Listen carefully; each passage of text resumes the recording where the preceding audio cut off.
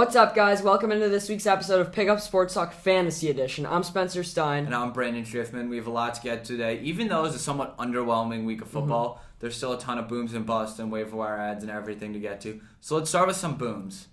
I'll go first. Joe Burrow at 26. Would you say right now he's a top 10 quarterback? I would. I personally think he is. He's ranked 9th at the position so far in fantasy in the season. I'm not saying he's necessarily a top 10 quarterback in real life. He might be. He's progressing there. People forget he's the number one overall pick. He's supposed to be this good. But I think fantasy-wise, the way he's been producing, he's going to keep it up. He had 26 this week against Baltimore, which was unexpected. He had he's averaging just under 20 points. Basically what I'm saying is that he's going to keep it up. I'm not saying he's a top 10 quarterback in real life, and right now I'm not thinking about him like in a rankings. I can't right now picture 10 quarterbacks in my head and list them off. What I can say is that I think he's going to keep up his production. Yeah, that's a fair point. I don't think he's quite there yet. I think he's kind of on the fringe. He's one of those guys who's there, but you could probably eke out a couple names that are a little bit better. I mean, yeah, my one thing is that I couldn't right then there think about, okay, is he 9th or is he 11th? Because that's the difference, but he's right on the fringe. I agree with you there. He's right there. I think the one thing keeping me away from it is actually something he's done well, is just that he's had such a great connection with Jamar Chase, who we'll get to later, but I don't know how 100% confident I am that that'll stick and how 100% confident I am that they won't be running the ball more, seeing as everyone thought they're going to be such a bad team and be behind constantly, but they're actually ahead of most of their games. They've been super good. We'll talk about that in the regular episode, though. Yeah, we will. I don't necessarily think they're going to run it much more, and I do trust Jamar Chase. We'll talk about him in a bit. But overall, it's not about the ranking. It's just about him being consistent. Two more quarterbacks had big weeks. Matthew Stafford with 27 against his former team, and Tua with 26. Those weren't necessarily huge booms. I did predict Tua. My predictions have been getting a little more accurate as the weeks go on. So let's move on to running backs. DeAndre Swift at 28. I don't know how big of a boom that is, but it's definitely a great week. Yeah. So the question that kind of pops up from that, I'd say, is can he be your fantasy running back one? Can he be the fantasy running back one on a winning team? Obviously, yes. He's been ranked second in fantasy running backs this year, and he's averaging 19.5 points. If that's not enough to be a fantasy running back one, then what is? It's not even about him being a top 12 back, but it's also about your other guys on your team. Yep. I mean, if in the first 2 rounds you drafted Travis Kelce and Devontae Adams, and then you went with Swift, your team's great, obviously. But I think it's not even a question. Yeah, I think he's really secured himself in that top conversation. The one thing that is negative about him, I traded him this week. I had a huge blockbuster trade. I got rid of DJ Moore, DeAndre Swift, and you got CeeDee Lamb. Joe Mixon, and I traded a couple positional players that the other guy wanted and I needed. So let's another guy's Alvin Kamara. We don't need to talk about him too much, but he did have almost 34 points this week. And he's been ranked the 6th best running back, but people have kind of been not so sure if he was going to have the same production as last year, especially under Jameis.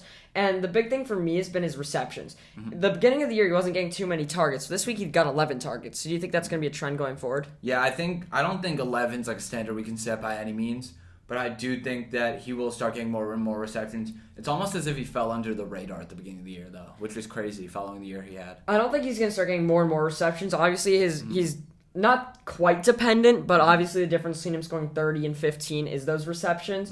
But I don't doubt him whatsoever, even though I don't think he's going to be getting 10 receptions a game like last week against Seattle. 2 other guys, Dearness Johnson, obviously was a backup, 24 points. Shouldn't see that again. And Damian Harris for New England at 25. Yeah, I think Harris's week, just to butt in real quick, just had a lot to do with how high scoring that is. I don't think that's a standard that we can see. I agree, but I think he's a good enough backup running back. If you're waiting for a guy like McCaffrey to get back or even Nick Chubb, I think he's definitely playable. Absolutely. He's serviceable, for sure. Let's get to wide receiver. Cooper Kupp had 37, and he's blowing everyone out in the water. He's the number 1 receiver by far. I think before last week he was number 1 targets, receptions, and touchdowns. But do you think he is the number 1 receiver in fantasy?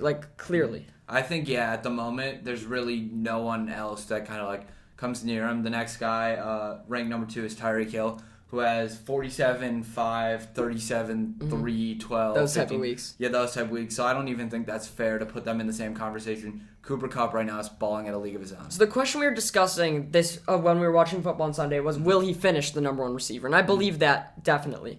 But the question that I said was, is he the number 1 receiver in fantasy? And I'd say no. You know what?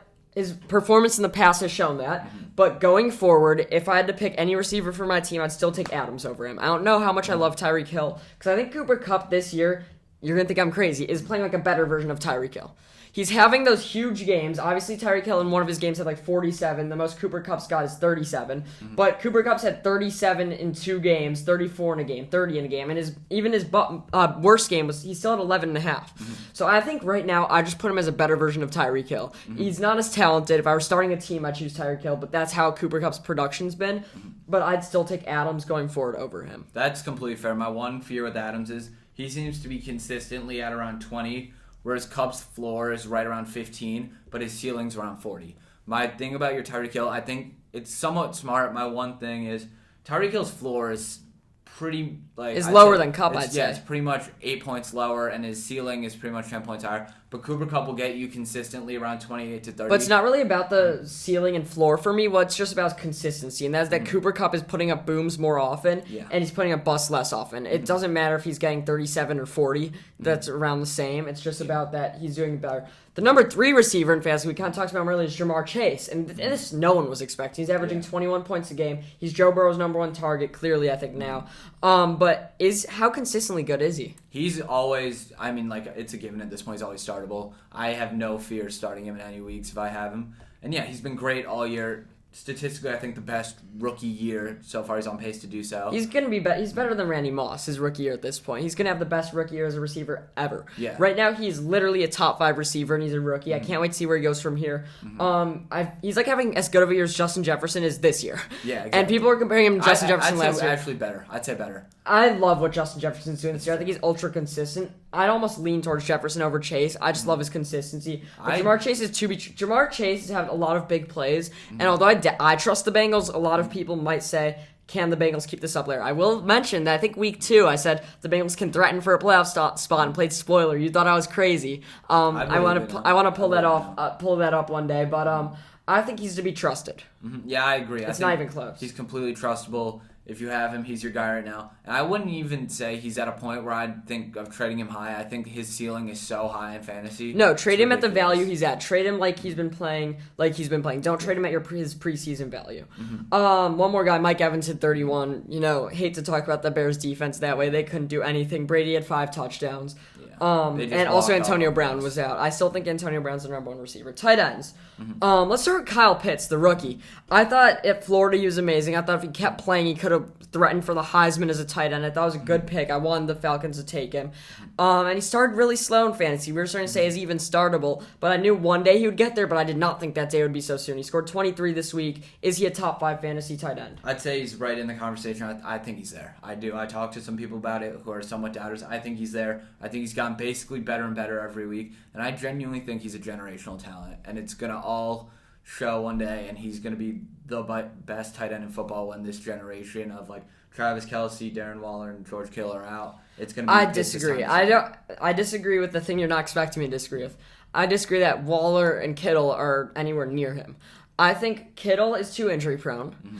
And I think that Darren Waller is overrated. I think Darren Waller is very overrated. He's been out, and he really hasn't put up that great of numbers after week 1. I'm going to talk about him later on how I really don't love what I've seen out of him. But obviously this year I'd still put Waller over Pitts. Kelsey's the consensus number 1. I think it's at the point where you can put Pitts over Hawkinson, Fant, Gronk. I legitimately think there can be an argument made for him to be the number 3, 4 tight end. I'd still put Mark Andrews over him. I think he's the number 4 tight end in fantasy. And I feel like every week there's a new number 3, number 4 guy, but I think it's Kyle Pitts, and I think he could threaten to be the number 2 tight end by the end of the year. Mm-hmm. Yeah, I think Hawkinson's a bit of a weird case just because you get great highs and horrible lows from him. He's been like a worse version of Waller. Yeah, honestly, that's a good thing to say. But yeah, I just think Pitts is such a special talent, and he's just proven every doubt wrong. And he honestly, being a Calvin Ridley owner, something that's really frustrating to me, he is Matty Ice, Matt Ryan's favorite target. Yeah, I feel like tight ends are great. I think tight ends are a great target for quarterbacks. You could just look at them.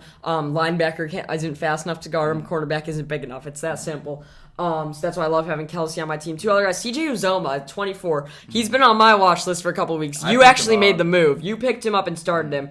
I don't know he can be trusted going forward. After that Jacksonville game, I was like, I had him on my watch, so I was like, he could do this again. He hasn't done it again until last week. Mm-hmm. I personally think he'll have a couple more of those games, but he's not really startable unless it's a backup. Mm-hmm. That's fair. I honestly just need him because I was sick of starting Tunyon. I traded Tunyon because I was sick of him, and Gronk last minute was ruled out with his rib injury, so I just needed to pick up the next guy. And there are a few guys above Zuma's name, but I just thought he's the guy I'm going to go with. He's had the biggest. And he can week. boom or bust. Like a tight end off waivers, there's a good chance they can bust, but he can really boom.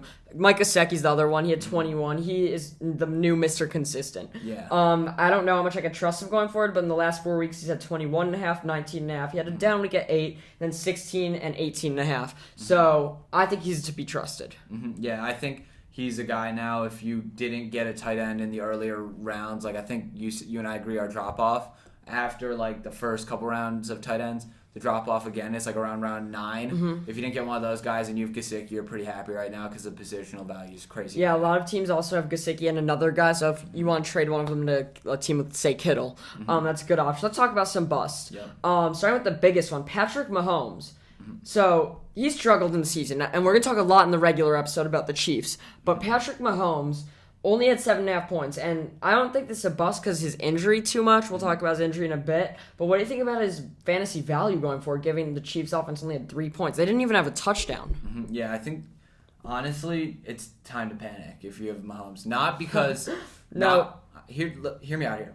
The Chiefs have been underperforming all year. We've had a good enough sample size now to a point where I'm thinking if I took him in the second round, I messed up with that. Second round? Who's taking him in the second round? People took him in the second round. He was a second round pick. In our league, he went in the 5th. So He did not go in the 5th round. I'll bet you. Okay, he went in the 5th. But no one was picking him in the second. And I agree that he was in the second round. He's like... You know the second round's before the 24th pick. And he went 45. Maybe third. I think he went third. 45. So whatever, wherever he went in our league, he's been going in late third, early fourth. He's been the number one quarterback off the board. But you saying panic is just not even... He's hurt. They're underperforming. It's not about what does the team matter? If Mahomes has... He's the leader of the offense, and the offense... But why does it matter? He's been the 5th That's ranked... He's averaging 23 points a game. He's been the 5th best quarterback. His lowest scoring week, he scored 19 points. How is that, other than this week where he was injured? The only thing to be worried about is maybe the injury. Before that, he scored 23 points, 19 points, 31 points, 23 points, 24 points, 33 points. That is what you want out of your quarterback. That is true that he's been good, but here's what I'm saying. The offense, everything is starting to crash and burn with them at the moment. You agree with that? No, I'm not. Last week they had... crashing and burning signs. Says who? Last week they had 3. They had 3 points. That was 1 week. How's that crashing and burning? How's 1 week crashing and burning? They have been underperforming the entire season. Not offensively. Yes, offensively. They had 31 against Washington. How many did they have? Washington's atrocious. They had their record's been bad. I'll tell you this. Their defense is awful. Their team is underperforming. We're talking about fantasy here. Mm-hmm. And in fantasy, it's about how the player's doing. And the team is not crashing and burning. If you look at Kelsey's numbers, you look at Tyreek Hill's numbers, and you look at Mahomes' numbers. The team, you could say, is crashing and burning, but the fantasy players are not. That's end of story. That's not even an opinionated thing. That's you look at their numbers, and numbers-wise, none of them are crashing and burning. Kelsey's the number 1 tight end. Mm-hmm. Tyreek Hill's the number 2 receiver, and Mahomes the number 5 quarterback. Mahomes is going to steadily dwindle down the quarterback rankings for the end of the year, though. I think he finishes around... quarterback maybe 8 or 9. That's my opinion. If he's hurt, yes. If not, I will shake your hand on a bet there. I'm not going to bet money, but verbal bet. That's not happening because Mahomes is still Mahomes. I don't know if I trust the Chiefs as a team. We'll talk about that in the regular episode. But you saying they've been crashing and burning makes no sense when they have the number 5 quarterback. So we're projected to be the best team in the league this year. No, we're talking about fantasy. You said fantasy-wise, their offense, not even their defense, their offense has been crashing and burning. And you cannot say that when their quarterback's the number 5 quarterback, they have the number 2 receiver and the number 1 tight end. That's not crashing and burning. That's fair. My one thing, though, about Tyreek Hill, it scares me. We've talked about this basically every week, though. It's just the inconsistency. But that's not crashing and burning. He's averaging 21.5 points a game. That has to do largely with a 50-point week and a 30-point week, though. There have been weeks where he's put up 5 points. Either way, it's not crashing and burning. That's not wide receiver 2 stats by any But he is the... Okay, how many receivers would you take over him today? In fantasy? Yeah. Devontae Adams. I'd think about Cooper Kupp. I think you can agree with that. That's it. End of story. Those 2 guys. That's not crashing and burning by any means. Let's move on to running backs. Antonio, that was really the only quarterback boss. I feel like this was a pretty consistent week. Antonio Gibson, though, had 7 like Mahomes. What do you think about how worried should Gibson owners be due to his lack of consistency? So coming into the season, right, I read countless articles about Antonio Gibson saying he was the guy, he's going to finish fantasy running back 5. He was just an amazing player. Washington trusts him with everything. J.D. McKissic. We both on the episode before the season hyped him up a lot. Yeah. And articles went so far to say he will be the Christian McCaffrey of this year. 3 down back. McKissick's, they didn't like what they saw from McKissic in camp.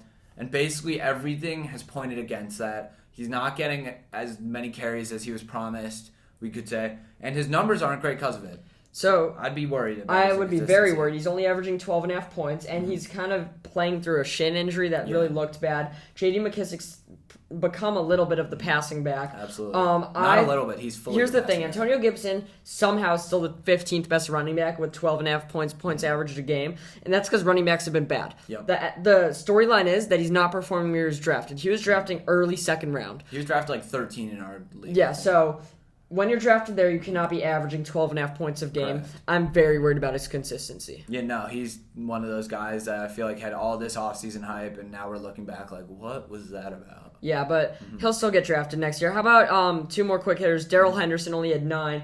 Brandon, what am I going to tell you about Darrell Henderson? What did I offer he's you? Gonna fall off? I don't think he's going to fall off. I'm Debo. just going to say you could have had Debo. Henderson's still great. He's the 14th best running back so far in And fantasy. that's with an injury and a bad week. Yeah, that's with an injury, so I still trust Darrell Henderson going absolutely. forward. Hopefully he doesn't get hurt again. We know his history. And also, Mike Davis that had one. Mike Davis. What did I tell you last week? Mike Davis falling off. I did say Patterson would boom. You said he would bust. He hit around that amount. He had 13, I want to say.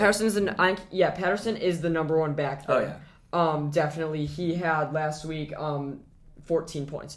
Let's move on to receivers. Tyler Lockett at 3. I feel like we've talked about this every week. I think we both had him as a bust. He only put up 3. Does this more have to do with Geno Smith?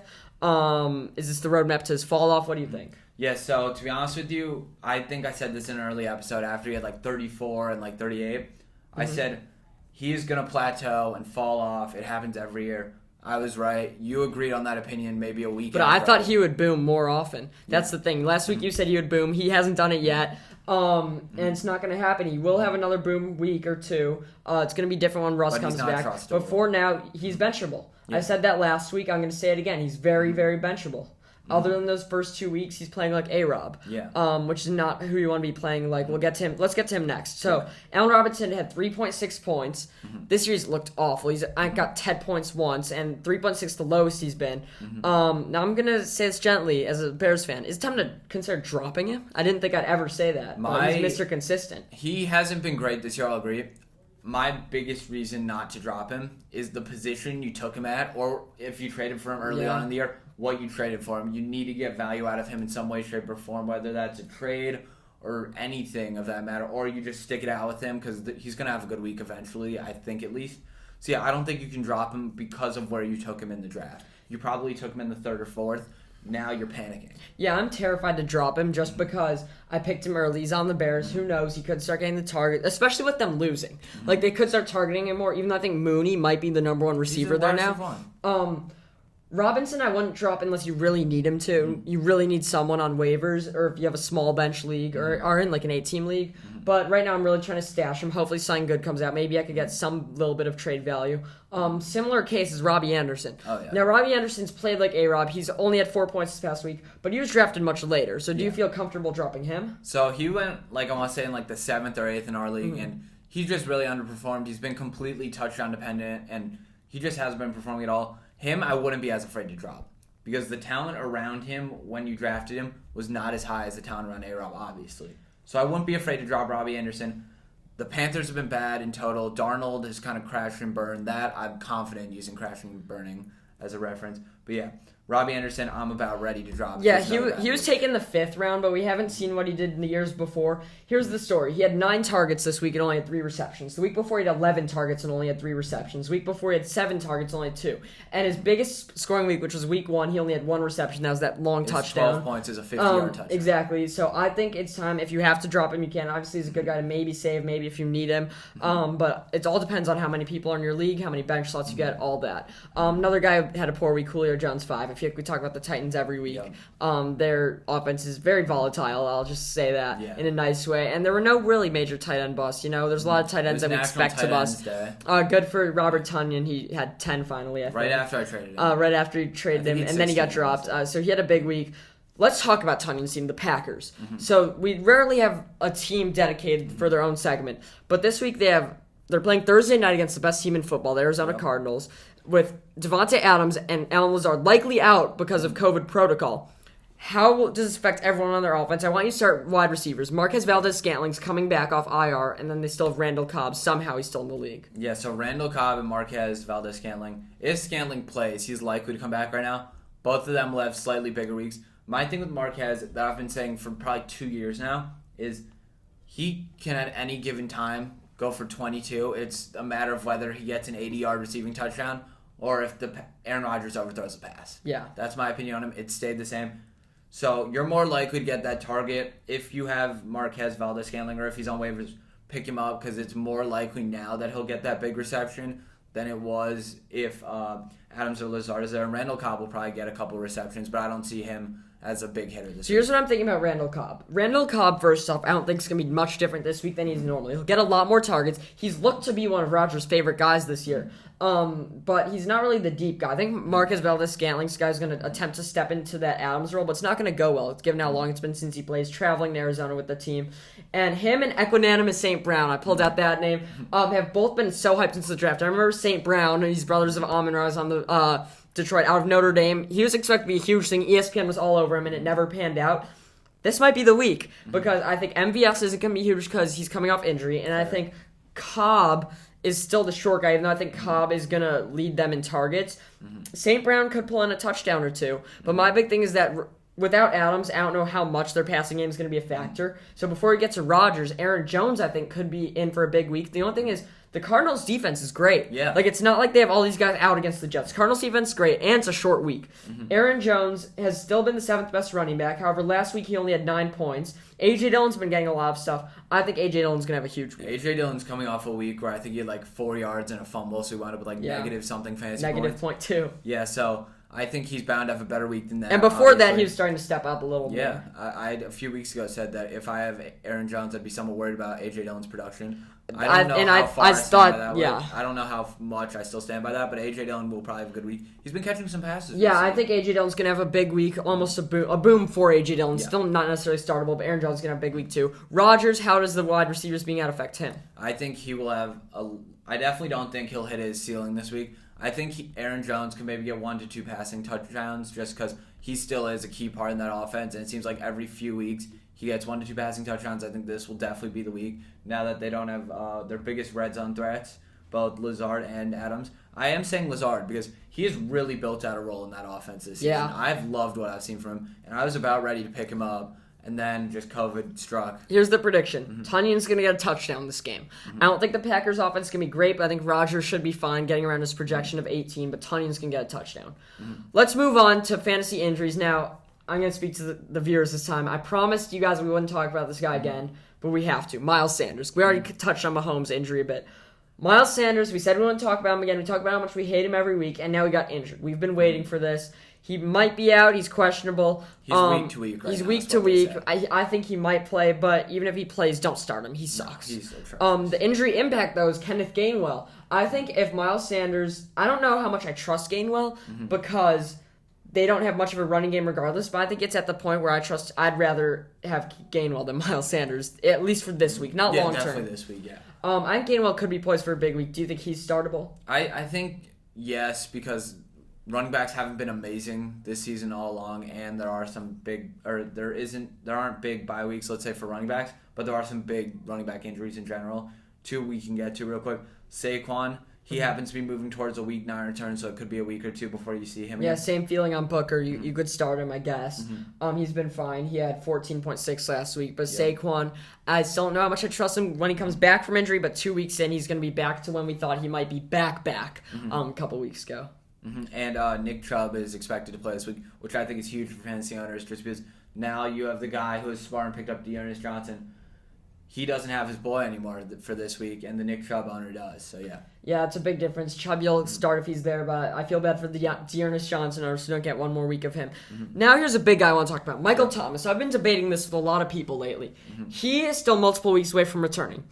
My question to you is how productive is he going to be when he returns? Yeah, so obviously we haven't seen a fully healthy Michael Thomas in a very long time. I think it's been almost 2 years. He hasn't been fully productive in 2 years.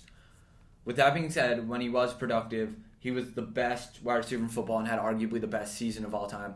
But I don't know how we'll fit with Jameis. It's a complete new offense. It's a little bit worse of an offense. And I don't know. I mean, even with Drew Brees last year, when he was pretty healthy, he wasn't great. So I can't see him coming back from an injury and being a top wide receiver this year. So I've had multiple debates, as I said, numerous debates about Michael Thomas, and he's been traded for a lot in our league. My thinking is I don't trust him. Here's why. He was great 2 years ago. We haven't seen a productive Michael Thomas in 2 years. All of last year, we called him Slant Boy.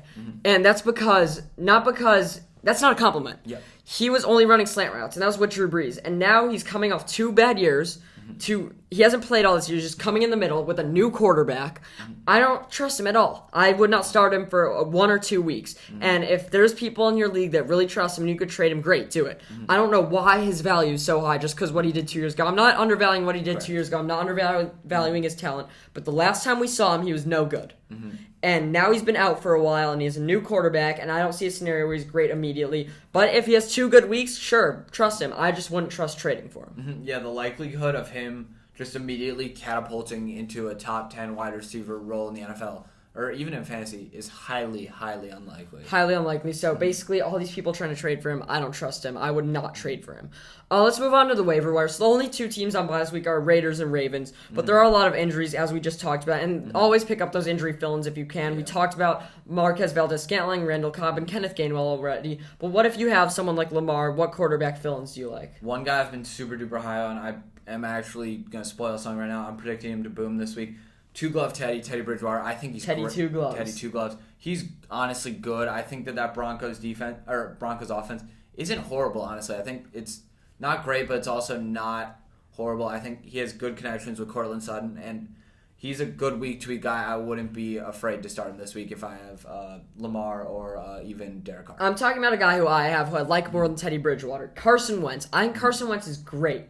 The last few weeks, he scored 20, 17, 22, and 17. Or 18. That's enough to be a good quarterback. And they're playing Tennessee. And it's not just his numbers. Watching him in that Ravens game 3 weeks ago, even though they lost, I thought their offense looked much better. And they've looked better every week. He's had 2 touchdowns the last 4 weeks.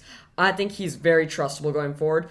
And if you have him on your team, he's a guy to keep. Yeah. He's a guy in case your guy gets injured you want. So I love Wentz off the waiver wire if he's still there. In ESPN leagues, he's still available in 74% of leagues. Yeah, that Colts offense seems to be clicking more and more each week, so I'd be excited if I have Wentz. Yeah, running backs. We only have one guy we're going to talk about off the waiver wire, and that's Brandon Bolden. Last week he took up a little bit of a bigger role there, but they still have Damian Harris. Yet at the same time, I think if you really, really need a guy, Brandon Bolden could be startable. I don't get all the hype around Ramondre Stevenson. He was on a roster in our league for a while. He's not playable. He was scratched last week with no injury. So if you really need Brandon Bolden, I guess start him. I don't know how much I trust him, but that's really the bottom of the barrel, and that's where we've gotten to with running backs. Yeah, absolutely, the running back position. But I do have one more backup running back I can talk about in a bit, and that's Michael Carter, but just wait for that one. Wide receivers, KJ Osborne. I think we talked about him a while ago. I was the KJ Osborne guy for a bit. He was on my watch list, and yet now, even though a lot of people are adding him because he had a big week last week, I don't know how much I trust him. Here's the thing. He's the number 3 receiver on a team that passed it a lot. Number 3 is not good, but KJ Osborne can get targets. If you absolutely need a guy off waivers, he's a guy you could pick up. Yeah, absolutely. I think that was really well said. Also, my one thing with KJ Osborne that kind of bothers me is that he's been picked up and dropped again like 5 times in our league. It's like an every week thing. Someone picks him up, someone drops him. So I don't really No, he could be startable if you're really desperate, but there's a lot of good receiver play. Yeah, and here's a guy who was on my roster and I dropped him. And I told my friend to start him last week. Was Khalif Raymond. He had 17.6. You were all on the what's his name? Quintez Cephas bandwagon. This year. I do want to say okay, that. Now he's on IR. So. I like Khalif Raymond. I think he's a guy to have on your roster. Him and Amon-Ra St. Brown. I drafted Amon-Ra. I added Khalif Raymond at one point. I think they're both good guys to pick up. And this is the guy I want to talk about. So I'm going to start talking about Darren Waller here.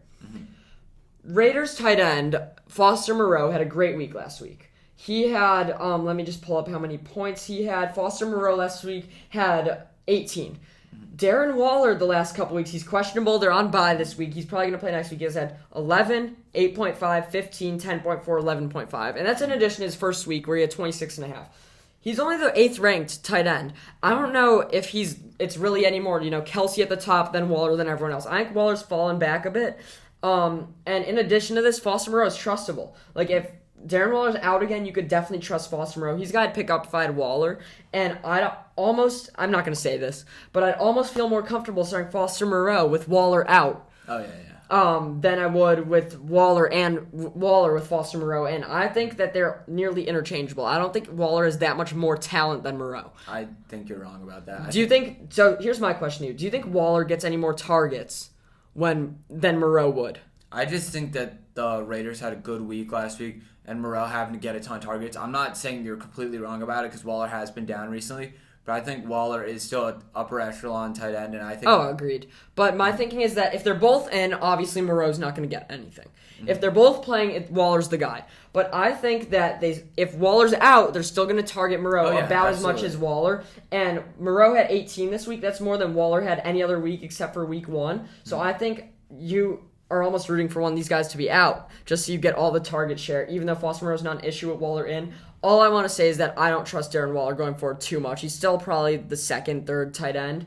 I'm just saying that this trade value, this everything going around, because tight ends have huge trade value, but this misconception that Waller can bring in so much that was around the first couple weeks, I think is gone. Yeah. Just because he's been scoring around 10 points a game. Yeah, his hype is definitely on the decline right now. Yeah, so let's get to our... so first I'll talk about Michael Carr before we move on. So this is just me. Michael Carr has been on my roster. I drafted him.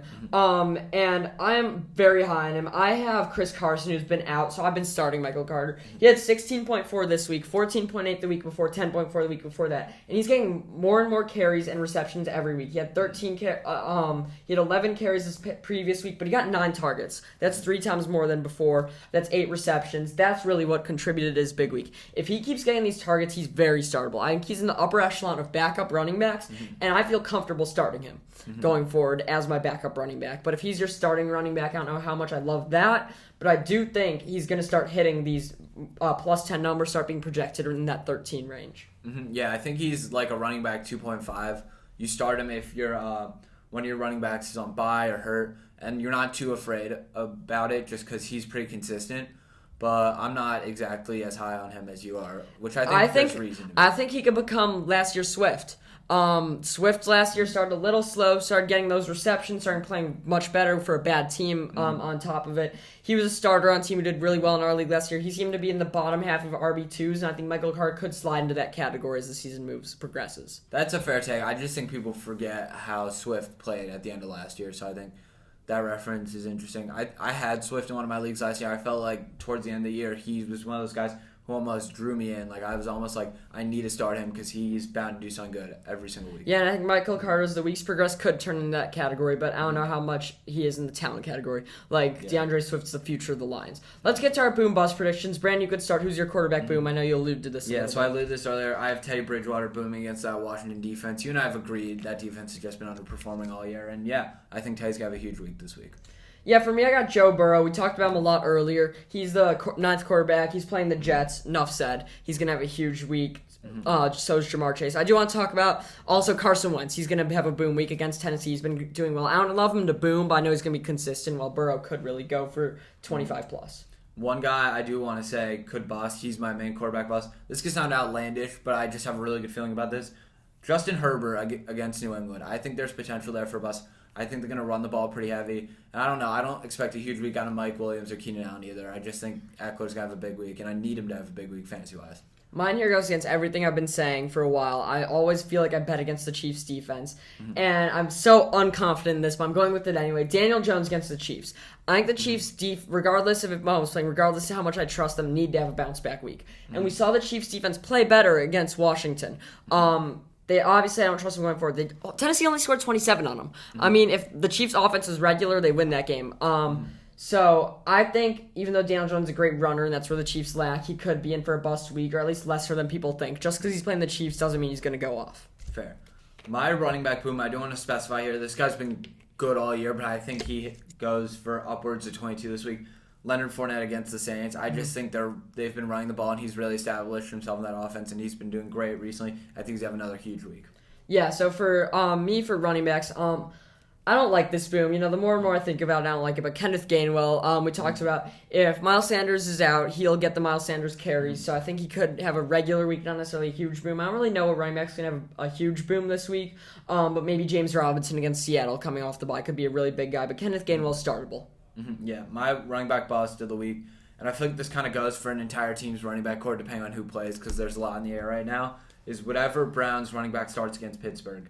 If it's Dearness Johnson, I think that 26-point week, it's an unfair standard on him, and I don't think he eclipses that.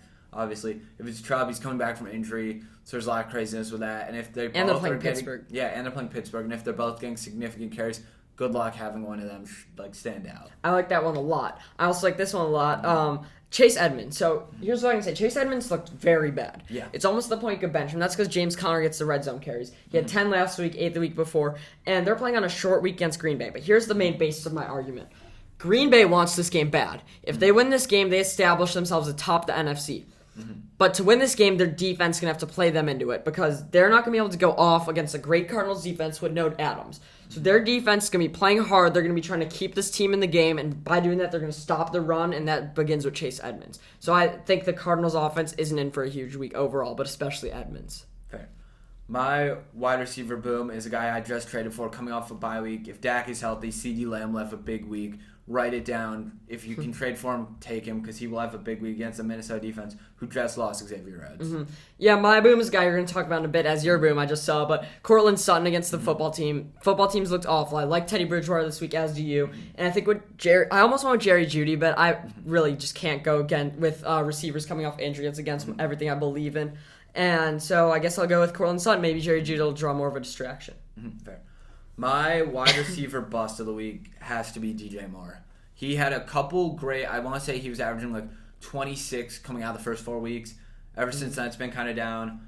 Darnold hasn't been playing well. Their entire offense kind of crumbled when they lost their run game with CMC. So, yeah, I don't think DJ Moore's a big week against Atlanta. I see you went with the boom for CD, who you traded for, and a bust for the guy you traded away, and that's CJ Moore. I'm going to build off that CD boom, and I think Amari Cooper's going to have a bust. I think Dallas is going to have a huge week, but I think it's all going to be with CD.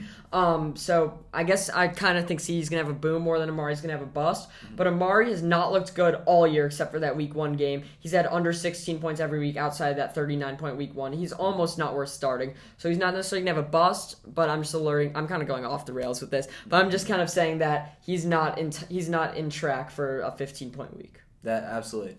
My flex boom, you guys said earlier, he was one of your wide receiver booms, Cortland Sutton versus Washington. I like Teddy. I like Cortland this week. You said Jerry Jeudy is coming back. I think that is a factor, but I don't think it's as big of a factor. I think he's going to be on a slow kind of like entrance back on their offense. Yeah, so for my flex boom, every week I seem to have a lot of outlandish guys in my booms or busts because I really think you shouldn't pick a guy projected more than 15 to boom or bust because we're a chance of that. And I feel bad I didn't do that this week, but here's a guy, Marvin Jones.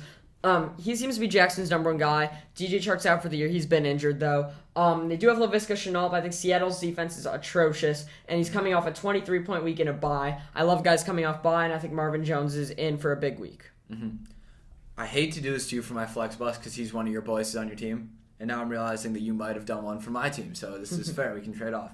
I think Brandon Cooks does not have a huge week against the Rams. I think the Rams' defense is really top of the line. Brandon Cooks hasn't been amazing recently, and just I can't see him doing well against Jalen Ramsey. Here's what I want to say about Brandon Cooks. I think he could have a bad week here, but I love him going forward, and that's because Tyrod Taylor's back. Yep. He has not looked good the last few weeks, and I attribute that fully to Davis Mills. I think with Tyrod Taylor back, he's going to be big, so I'm hoping this week he does mediocre. I obviously don't love that matchup. I think going forward, right now, it's going to be time to buy low, especially after a bad week this week. Guy I'm going with is Calvin Ridley. I don't understand why he's projected 16.5 points a game in ESPN leagues. He's not performed at all. He had 12.6 last week. He was out by the weeks before that. He hasn't even eclipsed 20. And I really like Carolina's defense. So nice draft pick. Bad week coming in for Ridley. Absolutely not. He's going to have a big week. You're waiting for that huge week. I'm waiting. You said it was going to happen last week. I think last week you said Ridley and Lockett were going to boom. Yeah, didn't age well. I don't know, but we'll see. Thank you guys all for listening. Yeah, thank you so much. Make sure to check out our regular episode and all of our social medias. Subscribe and like the video, please. Thanks.